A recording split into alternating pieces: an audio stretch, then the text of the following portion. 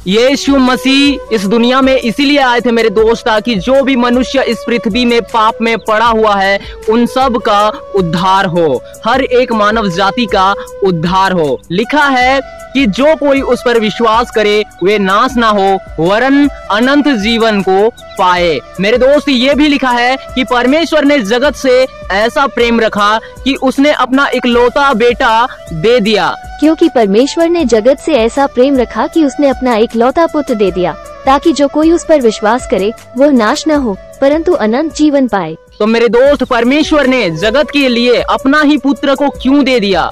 ये सवाल यहाँ एक सवाल उत्पन्न होता है कि अपना ही पुत्र को परमेश्वर ने जगत के लिए क्यों दे दिया?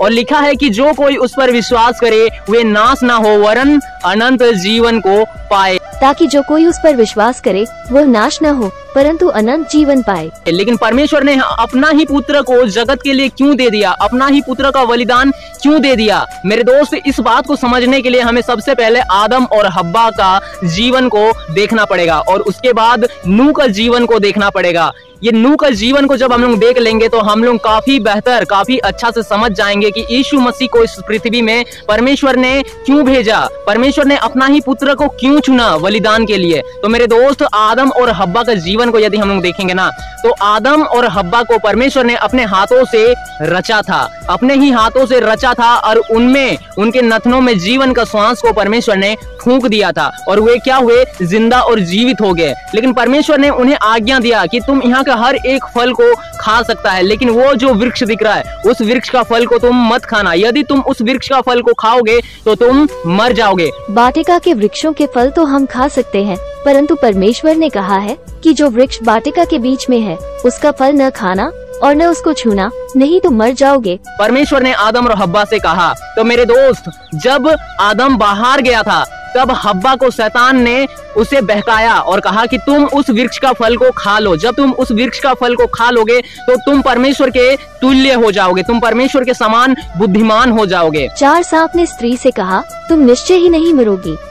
5 क्योंकि परमेश्वर आप जानता है कि जब तुम उसका फल खाओगे तो तुम्हारी आंखें खुल जाएंगी और तुम परमेश्वर के तुल्य हो जाओगे और भले बुरे का ज्ञान प्राप्त करोगे। और वो जो फल था ना, दिखने में भी बहुत ही रसीला था। हव्वा उस फल को खा ली, गई उस फल को तोड़ी और हव्वा ने उस फल को खा ली, जिसको खाने के लिए परमेश्वर ने मना किया था। शैतान ने उसे बहका दिया हव्वा को, लेकिन हव्वा तो अपने फल को खाई, लेकिन आदम को भी उस फल को खिला दी। हव्वा ने झूठ पर विश्वास किया और फल का एक टुकड़ा खा लिया, फिर उसने आदम को खाने के लिए कुछ दिया। तो जब वो फल आदम और हव्वा ने खा लिया, बुरे और भले के ज्ञान के वृक्ष का फल जब ओ लोग खा लिया, तो ओ लोग के मन में, ओ लोग के दिमाग में इतना सद्बुद्धि आ गया, क्या गलत है क्या सही है, ये सब चीज ओ लोग समझने लगे। तो जब वे लंगे थे तो वे झाड़ियों में छुप गए और परमेश्वर ने उन्हें पुकारा, तू कहाँ है?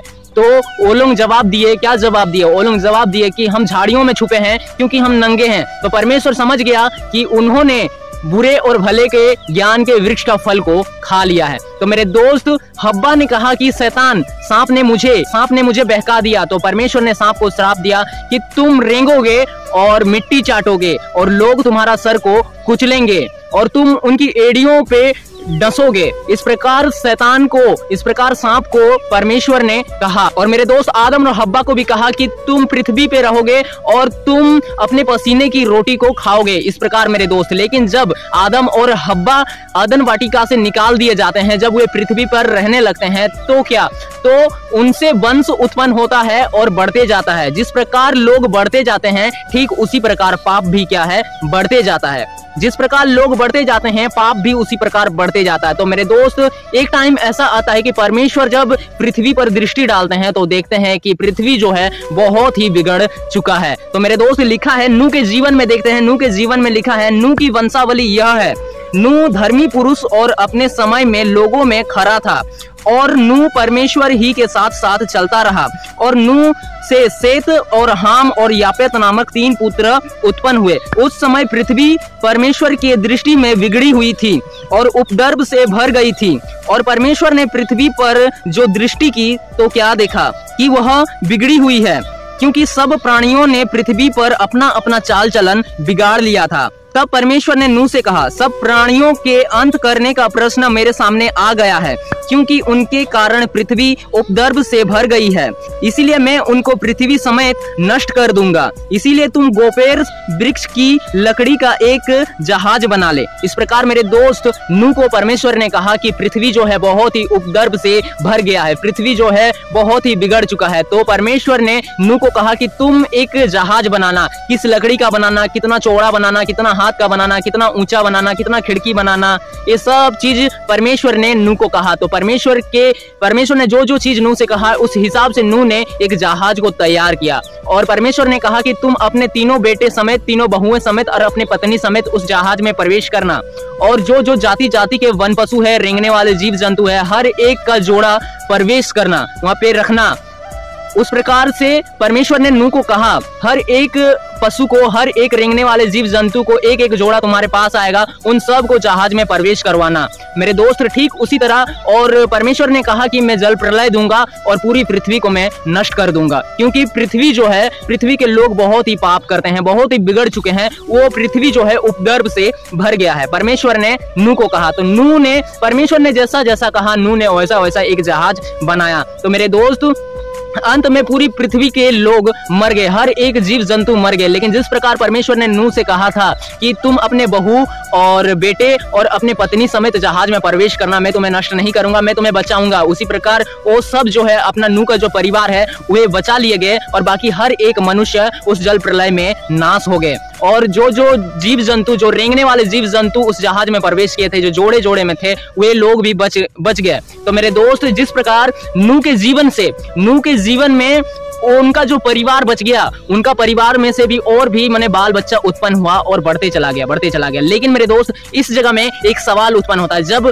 जल प्रलय खत्म हो गया ना मेरे दोस्त, उस समय परमेश्वर ने नूह से एक वादा किया था, नूह को एक वचन दिया था। कौन सा वचन दिया था मेरे दोस्त? नूह को परमेश्वर ने वचन क्या दिया था? यहाँ पे लिखा हुआ है, तब नूह ने यहोवा के लिए एक वेदी बनाई। कब? जब जल प्रलय खत्म हो गया और नूह का परिवार जब बच गया, तो नूह ने खुशी के साथ, आनंद के साथ यहोवा के लिए एक वेदी बनाया और वहां पे यहोवा के लिए होम बलि चढ़ाया। तो लिखा है, तब नूह ने यहोवा के लिए एक वेदी बनाई और सब शुद्ध पशुओं और सब शुद्ध पक्षियों में से कुछ कुछ लेकर वेदी पर होम बलि चढ़ाया।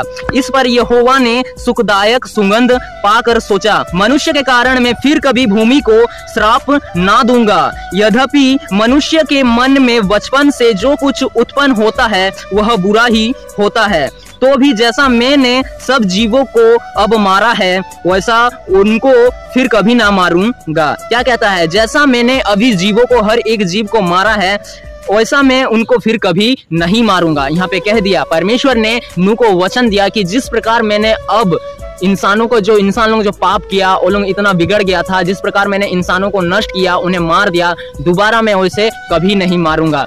इस पर यहोवा ने सुखदायक सुगंध पाकर सोचा कि मनुष्य के कारण मैं फिर कभी भूमि को शाप न दूंगा। यद्यपि मनुष्य के मन में बचपन से जो कुछ उत्पन्न होता है सो बुरा ही होता है, तो अभी जैसा मैंने सब जीवों को अब मारा है वैसा उनको फिर कभी न मारूंगा। तो परमेश्वर ने इस जगत को बनाया, इस पृथ्वी को बनाया, इस संसार को बनाया। उस परमेश्वर ने वचन दिया कि मैं दोबारा मनुष्य को नष्ट नहीं करूंगा। तो मेरे दोस्त, इसीलिए इतना जो पृथ्वी में फिर से जैसे नूह के परिवार से और भी बाल बच्चा उत्पन्न होते गए, वंश को बढ़ते गए, ठीक उसी प्रकार मेरे दोस्त वंश बढ़ते गए तो पाप भी बढ़ता गया। फिर परमेश्वर ने क्या देखा? परमेश्वर ने देखा कि जगत में फिर से बहुत ही ज्यादा पाप बढ़ चुका है।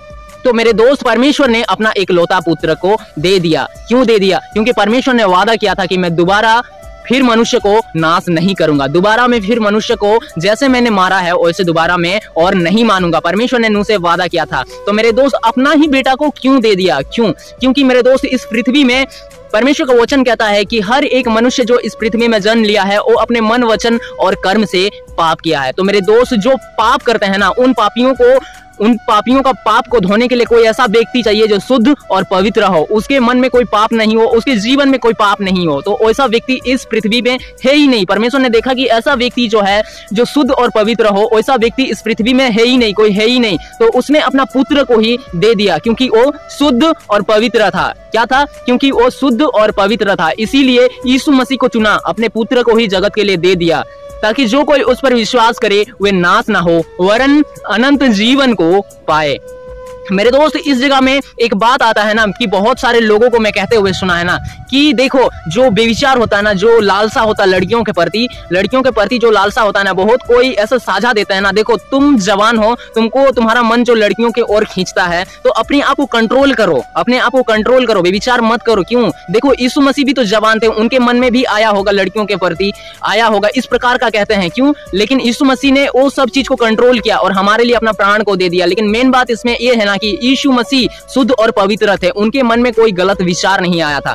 यदि उनके मन में गलत विचार आया होता, लड़कियों के प्रति लालसा होता, तो मेरे दोस्त हम सबका पाप कैसे क्षमा होता? क्योंकि ऐसा व्यक्ति चाहिए जो शुद्ध और पवित्र हो, उस व्यक्ति के लहू के द्वारा उनके पाप क्षमा होंगे जिसका लहू शुद्ध और पवित्र हो। यदि यीशु मसीह अपने जवानी के समय में गलत विचार रखता होता तो वो शुद्ध और पवित्र कहां से ठहरता और हम सबका पाप कैसे क्षमा होता? इसीलिए मेरे दोस्त ये बहुत ही बड़ा गलत बात है। यीशु मसीह के मन में कभी भी बुरा विचार नहीं आया था, वो हमेशा प्रार्थना विनती में रहता था और अपने पिता के कार्य को पूरा करने के लिए आया था और अपने पिता के आज्ञाओं के अनुसार चलता था। यीशु मसीह एक शुद्ध पवित्र इंसान थे, इसीलिए परमेश्वर ने उसे चुना। यह बहुत ही बड़ा गलत बात है मेरे दोस्त, ऐसे नहीं कहना चाहिए। आप एक इंसान हैं और यीशु मसीह परमेश्वर का पुत्र है और स्वयं परमेश्वर है, परमेश्वर का पुत्र है और स्वयं परमेश्वर है। अपना तुलना यीशु मसीह के साथ मत कीजिए, क्योंकि आप एक इंसान है और परमेश्वर का वचन कहता है कि इस पृथ्वी में जो जो इंसान जन्म लिया है वो अपने मन, वचन और कर्म से पाप किया है। इसीलिए मेरे दोस्त देखिए, यीशु मसीह को इसीलिए परमेश्वर ने दे दिया क्योंकि वो शुद्ध और पवित्र था, ताकि जो कोई उस पर विश्वास करे वे नाश ना हो वरन अनंत जीवन को पाए। हालेलुया। मेरे दोस्त, परमेश्वर ने नूह से वादा किया था कि मैं दोबारा जैसे मनुष्य को मैंने मारा है और दोबारा मैं फिर कभी नहीं मारूंगा। हालेलुया। चलिए मेरे दोस्त, परमेश्वर ने जगत से ऐसा प्रेम रखा कि उन्होंने अपना एक लौता पुत्र जगत के लिए जगत में दे दिया, ताकि जो कोई उस पर विश्वास करे वे नाश ना हो वरन अनंत जीवन को पाए। हालेलुया। परमेश्वर का धन्यवाद हो मेरे दोस्त। मैं कहता हूं जो कोई भी न्यू व्यूजर मेरे वीडियो को देख रहे हैं, मैं उनसे कहता हूं कि यीशु मसीह के पास आइए, आपका जो पाप है ना वो क्षमा हो जाएगा और पाप से आप उद्धार पाओगे और आपको प्रभु के द्वारा अनंत जीवन मिलेगा। मेरे दोस्त देखिए, जगत में क्या होता है ना, जगत में इस प्रकार होता है कि वो लोग अपना कर्म करते हैं। क्या कर्म करते हैं? बहुत सारे दान चढ़ाते हैं, गरीबों को बांटते हैं, खिलाते हैं। अपने कर्म को अच्छा करने के लिए आप जितना भी अच्छा काम कर लीजिए, है ना, जितना भी अच्छा काम कर लीजिए, गरीबों को दान दीजिए, किसी को खिलाइए, लाखों का दान दे दीजिए, लेकिन आपका जो पाप है वो नहीं धुलेगा। कब तक? जब तक आप अपने पाप को यीशु मसीह के लहू से नहीं धोएंगे तब तक। इसीलिए मेरे दोस्त, आप यीशु मसीह के पास आइए, आपको उद्धार जो है अवश्य मिलेगा। चलिए मेरे दोस्त, आशा करता हूं कि मैंने जो कुछ भी आपको बाइबल के थ्रू, बाइबल के वचन के द्वारा आपको बताया, आपको समझ में आया होगा। मेरे दोस्त चलिए, आज का वीडियो बस यहीं तक था। आपको प्रभु परमेश्वर आशीष दे और संभाले रखे। आमीन।